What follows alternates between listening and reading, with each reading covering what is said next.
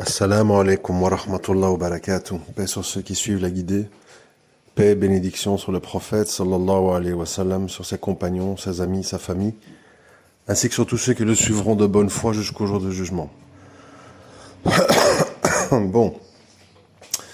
Alors cet audio, il va nécessiter d'être concentré parce que parce que moi-même, ayant fait des recherches pour étayer, entre guillemets, des ressentis, et j'ai toujours dit, et je répète, que toute cette théorie d'Adamique et d'hominidés reposait sur des ressentis, et pas sur des vérités absolues, etc.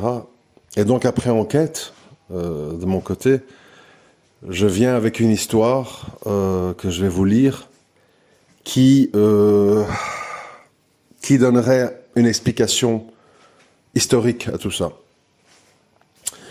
Afin d'être le plus juste possible, je vais être obligé de faire un petit peu de lecture. J'aime pas trop faire ça, mais bon, si je dois répéter moi-même, je vais peut-être me tromper ou ne pas être précis. Donc il faudra faire un effort pour consacrer 5 minutes à une écoute de lecture pour comprendre comment j'en suis arrivé à cette histoire d'Adamique et d'hominidés. Et pour ça, il faut revenir au début, du tout début. Et le début du début, c'est en fait l'histoire d'Abel et Caïn, les enfants de Adam et Ève, et puis suivre le déroulé. Donc, sans perdre de temps, l'histoire d'Abel et Caïn. C'est un récit émouvant, poignant et très bénéfique que nous vous rapportons ici. L'histoire très triste pour toute l'humanité des deux fils d'Adam, Abel et Caïn. Le récit de ces deux frères regorge de leçons bénéfiques à tirer, des actes qui marquent les esprits et les cœurs. Découvrons ensemble cette histoire qu'est la leur. Après leur arrivée sur terre, Allah a attribué à Adam et son épouse une fille et un garçon à chacune des 40 grossesses de Ève. Ainsi, le Père de l'humanité, dans le but de multiplier la communauté, donnait pour épouse au garçon de chaque grossesse la fille d'une autre grossesse. À l'époque du prophète Adam, Allah avait autorisé cette pratique. Mais attention, il n'était cependant pas permis aux garçons d'épouser leurs propres sœurs jumelles. Parmi leurs nombreux enfants, Adam et Ève donnèrent naissance à Abel et Caïn, Abil et Kabil en arabe. Ces deux frères eurent un jour une dispute. Kabil souhaitait épouser sa propre sœur jumelle, contrairement à la règle établie, car il la désire par la beauté qu'elle représente, et ceci donc au détriment de la jumelle de son frère Abil. Devant cette requête, Allah révèle ainsi Adam d'informer ses fils de présenter une offrande à leur Créateur, et c'est celle de Abil qu'Allah accepte. Et c'est ici que Kabil, pris d'une extrême jalousie, menace alors son frère de mort. Cette partie du récit de Abel et Caïn est d'ailleurs présentée dans sa noble parole lorsqu'Allah dit dans le sens approximatif des versets 27 à 30 de la sourate Al-Maïda, et raconte-leur en toute vérité l'histoire des deux fils d'Adam. Les deux offrirent des sacrifices, celui de l'un fut accepté, celui de l'autre ne le fut pas. Celui-ci dit « Je te tuerai sûrement ». Allah n'accepte, dit l'autre, que de la part des pieux. Si tu étends vers moi ta main pour me tuer, moi je n'étendrai pas vers toi ma main pour te tuer, car je crains Allah le Seigneur de l'univers. Je veux que tu partes avec le péché de m'avoir tué et avec ton propre péché. Alors tu seras du nombre des gens du feu. Telle est la récompense des injustes. Son âme l'incita à tuer son frère, il le tua donc et devint ainsi du nombre des perdants. C'est donc par jalousie que Kabil tomba dans le piège de Shaitan. Allah dit d'ailleurs à ce sujet, toujours dans la sourate Al-Maïda, dans le sens approximatif du verset 30, son âme l'incita à tuer son frère, il le tua donc et devint ainsi du nombre des perdants. Ainsi, à ne pas s'être contenté du décret d'Allah et des bienfaits qui lui ont été accordés, Caïn devint donc le premier homme à commettre un crime, L'assassinat de son frère Abel constitue le premier crime commis par toute l'humanité, un crime d'une extrême désobéissance, car en effet, Allah l'a interdit. La preuve est dans sa parole de la sourate Al-Isra, dans le sens approximatif du verset 33, « Ne tuez point la vie qu'Allah a rendue sacrée ». Le récit d'Abel et Caïn s'inscrit comme un exemple de ce que la législation musulmane nous interdit de faire. En effet, on note également l'interdiction de la jalousie, puisqu'elle mène au crime. En arabe, on la nomme el-hasad. Elle représente le fait de désirer ce qu'autrui possède, en souhaitant voir disparaître ce bienfait pour la personne. C'est d'ailleurs la différence avec l'envie, qui, elle, consiste à souhaiter la même chose qu'autrui sans vouloir du mal ou le retrait de ce bienfait de l'autre. La jalousie se base sur des maladies du cœur comme l'orgueil, la vanité, la fierté, ou des états d'âme tels que l'amour ou la haine. De même, on s'instruit de l'importance des liens de parenté. En effet, rompre le lien de parenté est extrêmement grave et puni en islam. En effet, d'après Jubayr ibn Mutim, le prophète sallallahu alayhi wa sallam a dit « Ne rentre pas dans le paradis une personne qui coupe les liens de parenté ». Autrement dit, la pire des sanctions est réservée à celui qui observe ce comportement. Et nous le remarquons très bien dans ce récit déjà, Adam n'a pas renié son fils malgré la gravité de son acte. Également avec l'histoire de Yacoub qui n'a à aucun moment rompu les liens avec ses fils, malgré leur méchanceté cruelle envers le prophète Youssouf. Et salam. Pour conclure sur l'histoire d'Abel et Caïn, le crime qu'a commis Caïn ne sera jamais pardonné par Allah et Allah est plus savant. En effet, Caïn a éprouvé des remords, mais il ne s'est pas repenti. Et on note encore une fois l'importance en islam de l'intention dans l'acte, et ainsi il sera chargé d'une partie du châtiment pour toute âme tuée injustement après lui. Allah dit dans le sens approximatif du verset 32 de la sourate Al-Maïda, « C'est pourquoi nous avons prescrit pour les enfants d'Israël que quiconque tuerait une personne non coupable d'un meurtre ou d'une corruption sur terre, c'est comme s'il avait tué tous les hommes. Nous ne savons pas de Caïn sa fin, mis à part sa fuite. Mais nous savons que notre prophète sallallahu alayhi wa sallam a dit « Il n'est pas de péché qui mérite davantage de punition dans ce bas monde, ensuite de celle de l'au-delà, que l'injustice et la rupture des liens de parenté rapportés par Al-Bukhari et Muslim. » À la fin de ce récit, donc là j'arrête de lire, à la fin de ce récit, on entend « Nous ne savons pas de Caïn, sa fin, mis à part sa fuite. » Et quand on fait des recherches, on se rend compte en fait que dans les sources bibliques, on a quelques réponses qui sont très intéressantes, bien sûr, toujours avec retenue, car on sait que c'est un livre où il y a des choses vraies et des choses fausses mélangées. Je ne vous apprends rien. Dans la Genèse 4, versets 9 à 17, la Bible nous dit « Caïn s'éloigna de la présence du Seigneur et habita dans le pays de Nod, à l'orient d'Éden. Caïn connut sa femme, elle devint enceinte et enfanta Enoch. » Donc, bon, avant de continuer, je voudrais récapituler et décrypter pour vous. On a Allah qui prescrit, c'est un fonctionnement pour les êtres humains. Ève a 40 grossesses. Dans chaque grossesse, elle a un garçon et une fille, des jumeaux. Ils ont le droit de s'accoupler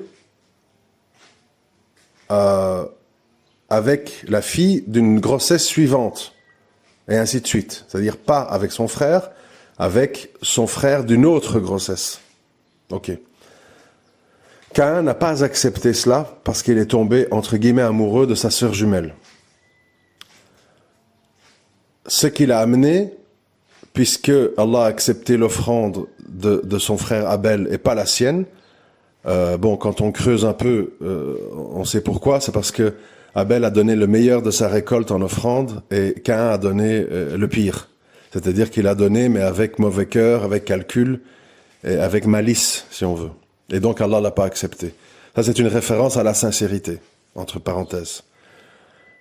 Et donc, Caïn, poussé par le fait que son offrande n'a pas été acceptée, etc., en vient à tuer son frère. Il a des remords, mais il ne demande pas pardon à Allah. son père, Adam, ne rompt pas les liens de parenté avec lui, mais lui, tourmenté par ce qui se passe, la honte, le regret, la rage, enfin tout ça mélangé, il décide de fuir. Il quitte l'endroit où Adam et Ève et ses descendants habitent, et il va à un autre endroit, finalement créer, entre guillemets, sa propre communauté. Communauté qui va naître de son union avec une femme mystérieuse. Faites des recherches. La femme de Caïn, qui donnera lieu à toute une population derrière, et c'est important, on va en reparler, est une femme dont on ne sait rien. Sauf que elle n'est pas descendante d'Adam et Ève. Et c'est là où ça devient intéressant. Puisqu'apparemment, ça rejoindrait la thèse que, en dehors d'Adam et Ève, il y avait des créatures vivantes sur Terre, hominidés, et que donc Caïn, ayant fui sa famille, ses frères et sœurs, se serait hybridé, reproduit avec une fille de la terre, hominidée, qui serait cette femme. Alors je poursuis la petite lecture de la source biblique et des commentaires qui vont avec. Ce site nous dit, suite à ce verset, donc Caïn s'éloigna de la présence du Seigneur et habita dans le pays de Nod, à l'orient d'Éden. Caïn connut sa femme, elle devint enceinte et enfanta Enoch. Alors ils disent, après en commentaire, « Mais d'où vient la femme de Caïn? Qui est-elle? Qui sont ses parents? Selon la Genèse, la terre n'est habitée à ce moment-là que par Adam et Ève et leurs enfants.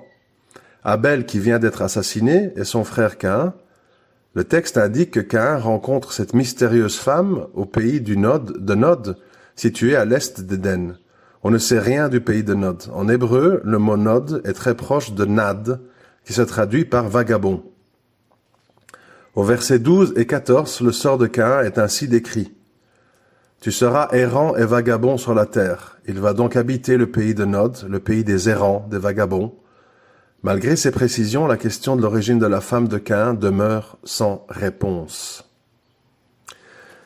Quelques versets précédant ce passage,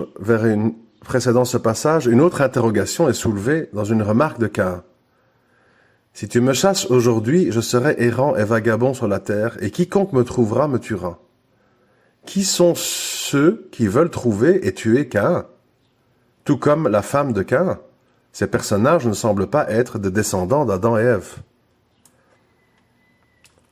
Dans toute l'histoire, il y a des trous et des blancs. Ce sont des éléments sous-entendus qui ne sont pas racontés.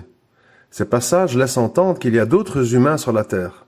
Ils ne sont pas de la descendance d'Adam et Ève, et la Bible ne se soucie pas de leur donner leur origine. À cause de ce trou, le récit devient incompréhensible si on veut l'interpréter de façon historisante, c'est-à-dire selon la chronologie des faits.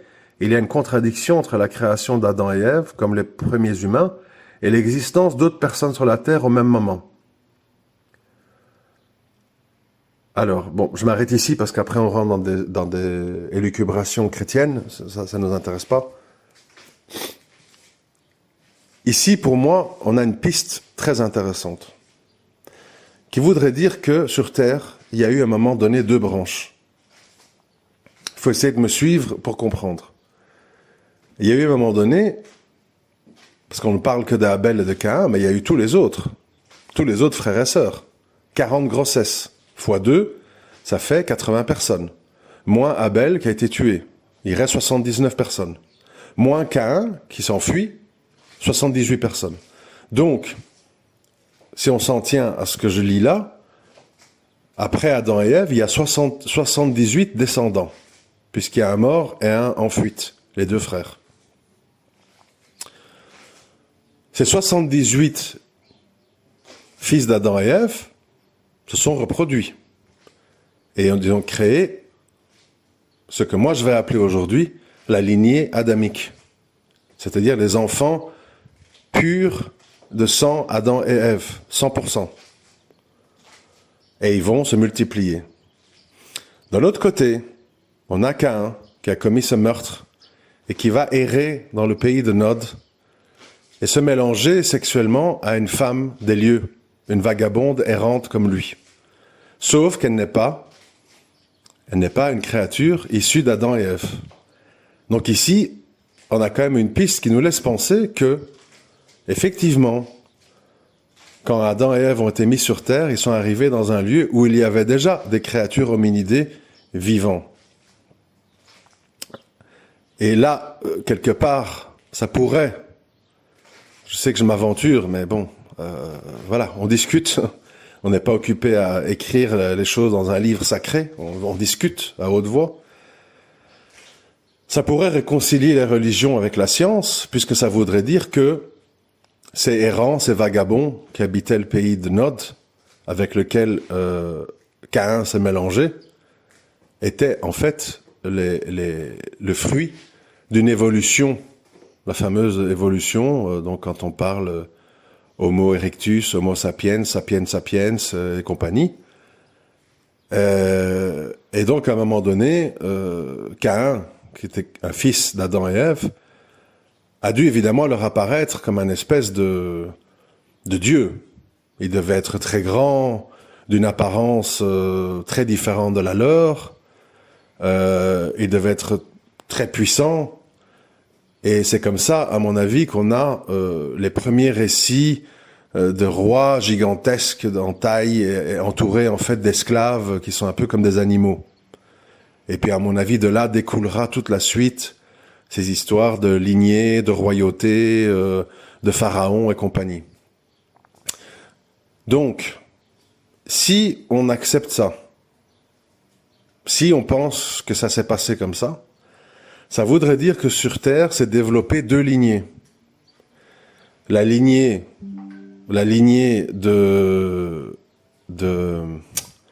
des enfants directs d'Adam et Ève, le 78 de départ, et la lignée de Caïn qui s'est mélangée à des hominidés. On sait aussi, dans d'autres récits que j'ai lus, que je ne vais pas vous lire ici pour pas être trop académique quand même, que Caïn avait pas mal d'attributs, de qualités, de dons, entre guillemets. C'est-à-dire qu'il était très inventif, il aurait inventé la faux, par exemple. Il a eu la maîtrise des métaux, la métallurgie. Et donc, en fait, ça veut dire que les gens qui l'ont entouré, ils ont eu accès à tout ça. Et toute cette technologie, ça a attiré des gens. Ça a attiré des gens qui vivaient de manière très rude. Tout le monde sait que la technologie, on le voit aujourd'hui, ça facilite la vie et les gens sont attirés. Qui aujourd'hui, chez lui, n'a pas de lave-vaisselle, de micro-ondes, de frigo, de plaques vitrocéramiques et compagnie, téléphone portable, tout ce que vous voulez. Parce que les gens, l'être humain, il aime le confort, il aime la facilité, il aime le gagner du temps, se donner moins de mal. Et c'est une caractéristique de Caïn, dans ce qu'on lit un peu partout, c'est que Caïn, en fait, a été très inventif parce qu'il voulait faire le minimum pour gagner un maximum. C'était un peu sa philosophie. Et c'est d'ailleurs très troublant parce qu'on retrouve ces caractéristiques-là chez certains peuples aujourd'hui, mais c'est un autre débat. Et donc, on peut en déduire quoi? On peut en déduire à un moment donné que les hominidés, qui devaient être très nombreux sur Terre, par rapport aux 78 descendants d'Adam et Ève, sont devenus la population majoritaire. Et se sont hybridés avec les enfants de Caïn et sa femme. Bon, on va pas spéculer sur combien d'enfants il a eu, combien de femmes il a eu, bon, ça on ne sait pas, mais on a compris le concept. Et donc à un moment donné, ce qui s'est sans doute passé, si on extrapole, c'est que les enfants d'Adam purs se sont retrouvés quelque part encerclés par ces populations hominidées ou hybridées avec un fils d'Adam, Caïn, qui a dû avoir des guerres, etc., toute une série de choses, et qu'à un moment donné, les gens avec des lignées partielles ou complètement adamiques sont devenus très rares, minoritaires.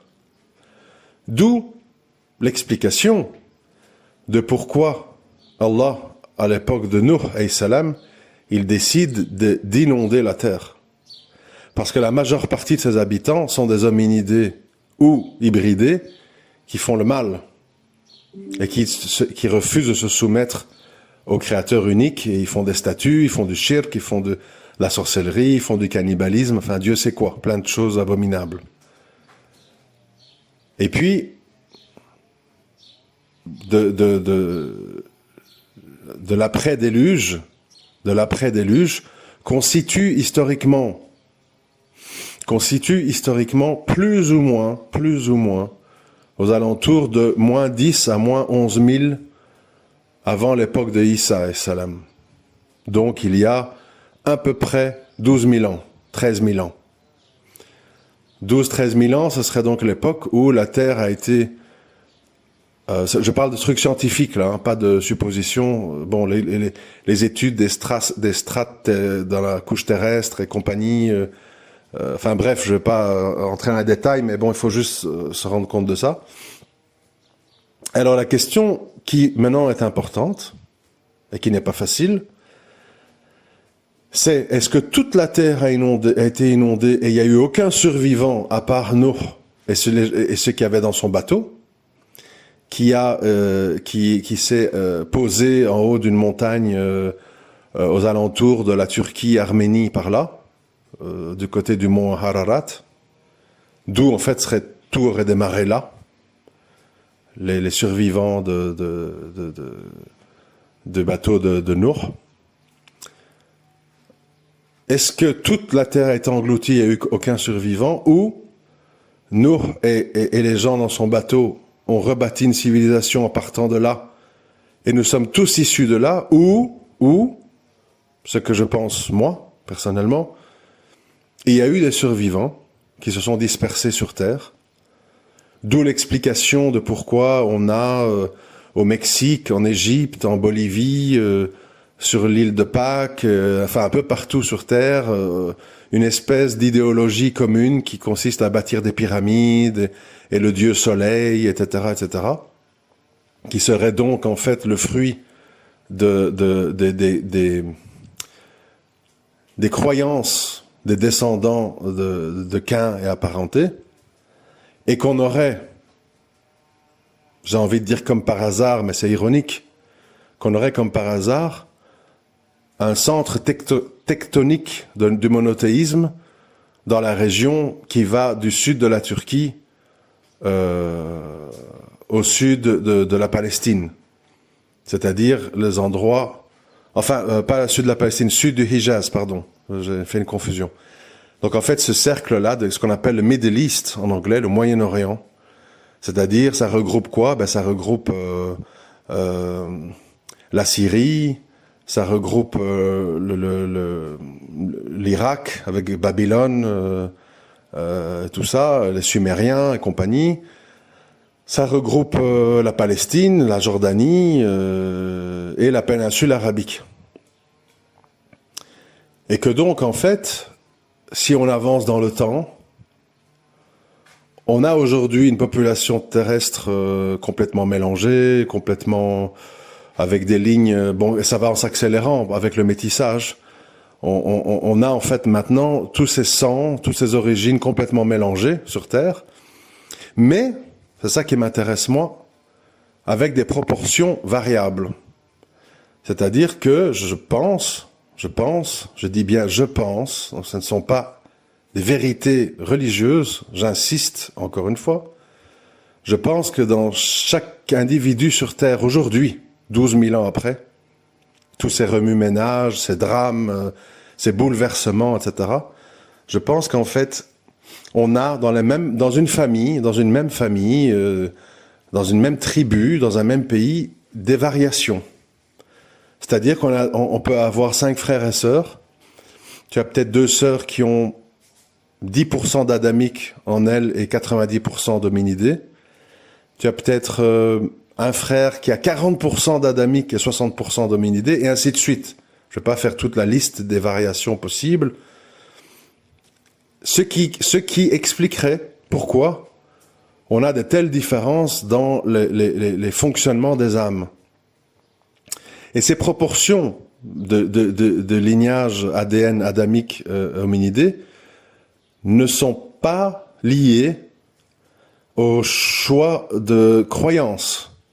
C'est-à-dire qu'on peut être adamique et parce que on n'est pas guidé, on ne cherche pas, ou que sais-je, je connais pas toutes les raisons qui font qu'on n'est pas guidé, on peut être adamique et devenir un adepte du yoga, de l'hindouisme, je ne sais pas quoi, etc.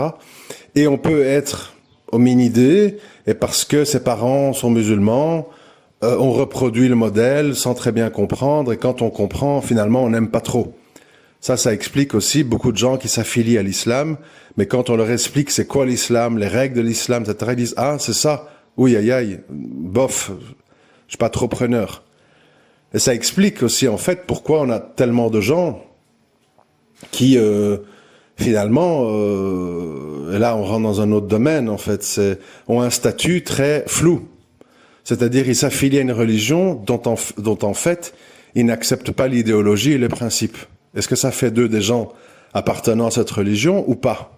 C'est des grands débats. Certains vous diront takfiri, etc., etc. Donc, pour comprendre tout ça, évidemment, il faut une conscience historique. Il faut voir tout ça dans un sens large. Et quand Allah, il envoie ses messagers, ses prophètes, quel est le but? Je commence à comprendre. Quel est le but? Le but, c'est que, quelle que soit notre proportionnalité d'adamique ou d'hominidé en nous, nous ayons l'humilité de revenir à la maison mère, de revenir au Créateur et de pleurer sur nos péchés, de ne reconnaître que Allah comme Créateur, de faire des œuvres de bien, de donner de son argent, d'être patient, d'être tolérant, de défendre le bien et de condamner le blâmable, etc., etc., afin que nous méritions d'être réacceptés dans le paradis, Jardin d'Éden, d'où à la base nous avons été chassés et où nous avons vécu tout ce que nous avons vécu.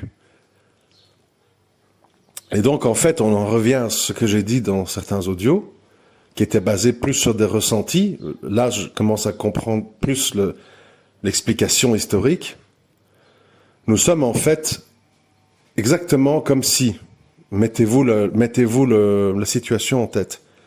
Nous sommes tous, il y a un bateau qui a échoué. Nous sommes tous dans la mer. Et dans la mer, il y a des requins. Il fait froid. C'est mouillé, etc. Mais, autour de nous, dans cette mer, il y a aussi toute une série de distractions, c'est-à-dire, il y a des lumières, il y a des bonnes choses, il y a des petites îles, etc., qui font que Allah, il nous jette, c'est une image, hein, Allah, il nous jette des comment on appelle ça encore? Des espèces d'échelles, tu vois, dans la mer, pour qu'on se sorte de notre environnement et qu'on le rejoigne. Mais les êtres humains, s'ils sont distraits par les petites distractions qu'il y a dans la mer, s'ils disent « oui, mais l'échelle, elle n'est pas assez solide, d'ailleurs ça mène où, je sais pas, je reste ici, etc., etc. » eh bien, tu restes en bas et tu peux pas te sauver. Et les prophètes et les livres, la parole d'Allah, etc., a pour but de pousser l'humain à se sortir de sa condition et à s'élever. Et tout le monde, entre guillemets, a sa chance.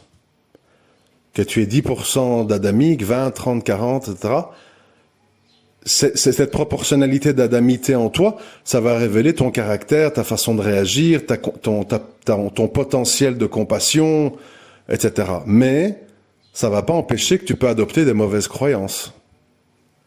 Et inversement, tu peux être quelqu'un, de très rude, de très Parce que je rappelle quand même aussi, dans les récits des descendants de Caïn, il y a des gens vertueux.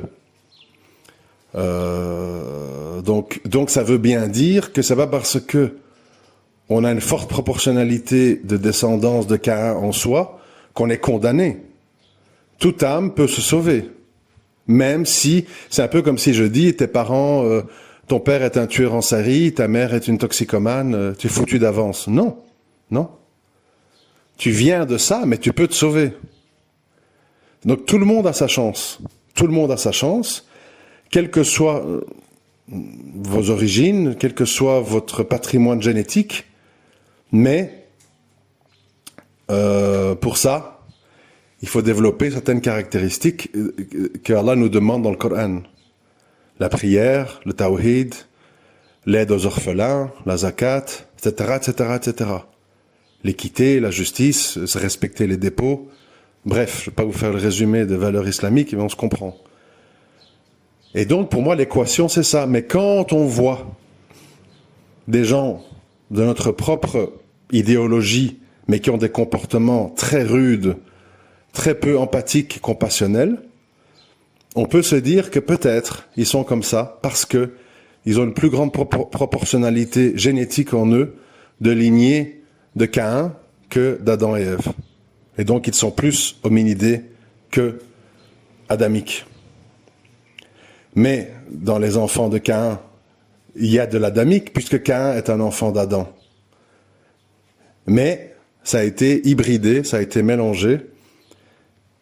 Et Caïn lui-même, comme nous pouvons tous avoir des parents pécheurs, des parents tueurs, a encouru la colère d'Allah. Mais ça n'empêche pas que de ses descendants puissent venir des vertueux. Chacun a sa chance, personne n'est condamné à l'avance. C'est un peu ça l'esprit. Bon, voilà, je vais clôturer pour le moment, parce que ça reviendra s'il y a des nouveaux éléments. Je vais clôturer un peu l'épisode adamique hominidé, et donc je voulais le clôturer avec une piste de réflexion historique qui, selon moi, tient la route. Mais voilà, ce ne sont pas des vérités empiriques indiscutables, c'est une piste de réflexion, je ne le répéterai jamais assez. Assalamu alaikum wa rahmatullahi wa barakatuh.